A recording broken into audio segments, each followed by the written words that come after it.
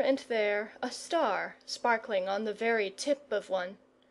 But as the northern lights in the sky above so wavered and quivered, and shot hither and thither, the shadows on the surface of the lake below, now gathering in groups, and now shivering asunder, now covering the whole surface of the lake, and anon condensed into one dark knot in the centre. Every here and there on the white mountains might be seen 2 or 3 shooting away towards the tops, to vanish beyond them, so that their number was gradually, though not visibly, diminishing. "Please, your Majesty," said the Shadows, "this is our church, the Church of the Shadows." And so saying, the king's bodyguard set down the litter upon a rock, and plunged into the multitudes below. They soon returned, however, and bore the king down into the middle of the lake. All the Shadows came crowding round him, respectfully but fearlessly; and sure never such a grotesque assembly revealed itself before to mortal eyes.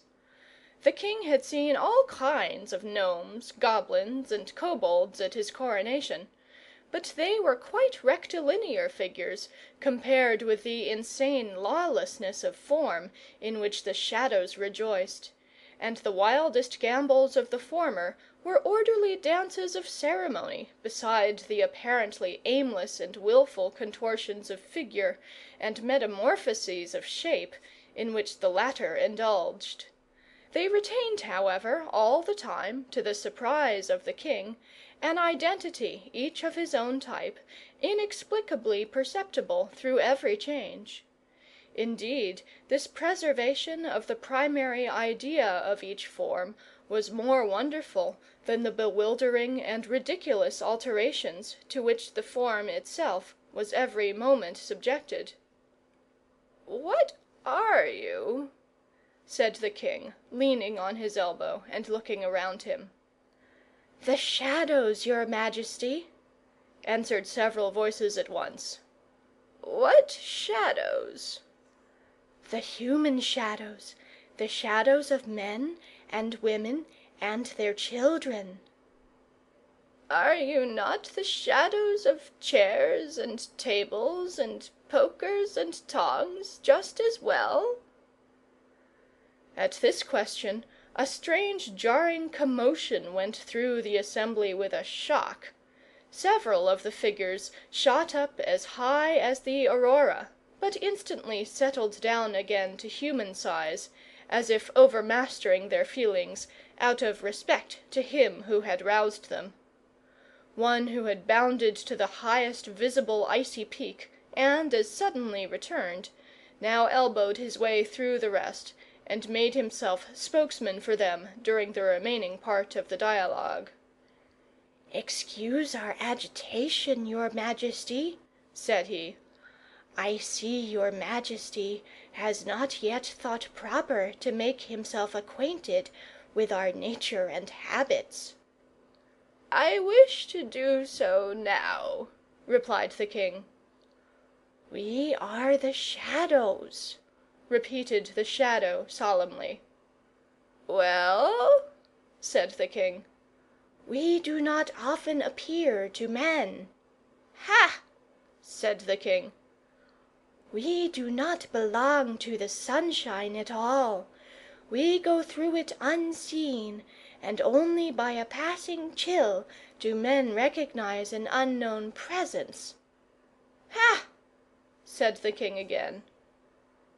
"It is only in the twilight of the fire, or when one man or woman is alone with a single candle, or when any number of people are all feeling the same thing at once, making them one, that we show ourselves and the truth of things."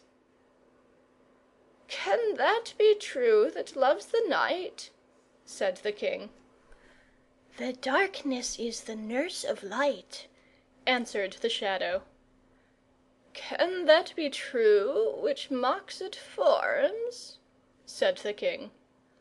"Truth rides abroad in shapeless storms," answered the Shadow. "Ah, ah!" thought Ralph Rinkelmann. "It rhymes. The Shadow caps my questions with his answers. Very strange." And he grew thoughtful again. The Shadow was the first to resume. "Please, your Majesty, may we present our petition?" "By all means," replied the king.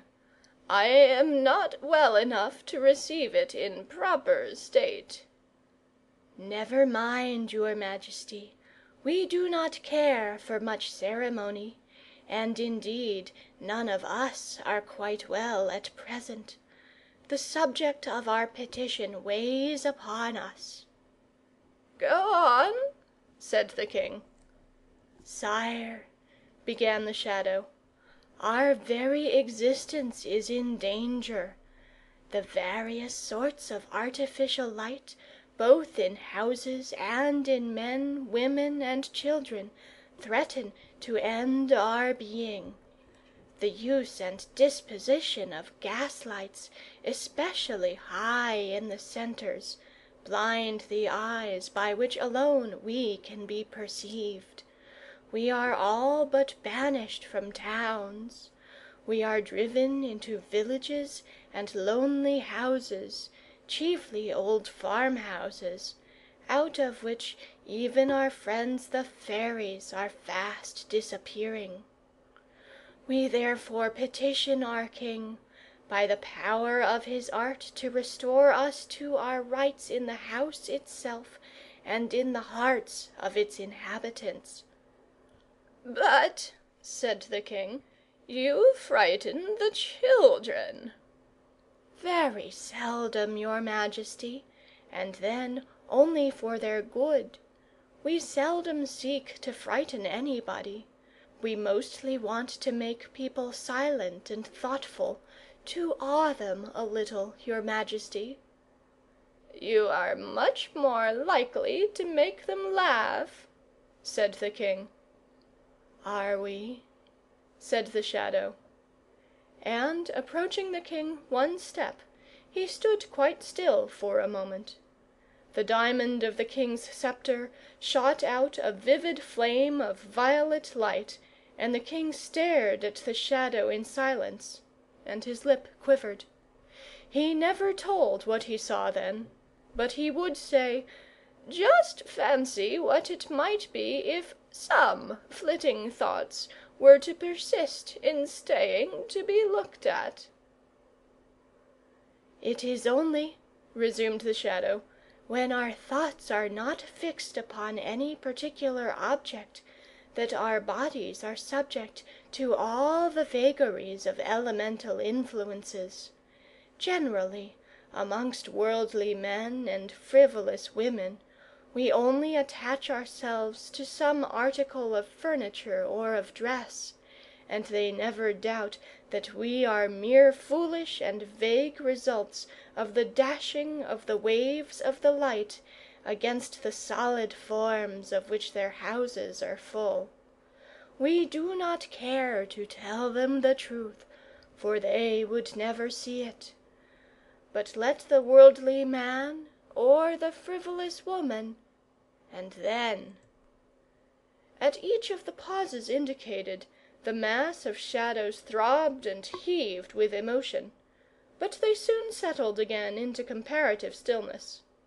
Once more the Shadow addressed himself to speak. But suddenly they all looked up, and the king, following their gaze, saw that the aurora had begun to pale. "The moon is rising," said the Shadow. "As soon as she looks over the mountains into the valley, we must be gone, for we have plenty to do by the moon. We are powerful in her light. But if your Majesty will come here tomorrow night, your Majesty may learn a great deal more about us, and judge for himself whether it be fit to accord our petition. For then will be our grand annual assembly, in which we report to our chiefs the things we have attempted, and the good or bad success we have had." "If you send for me," returned the king.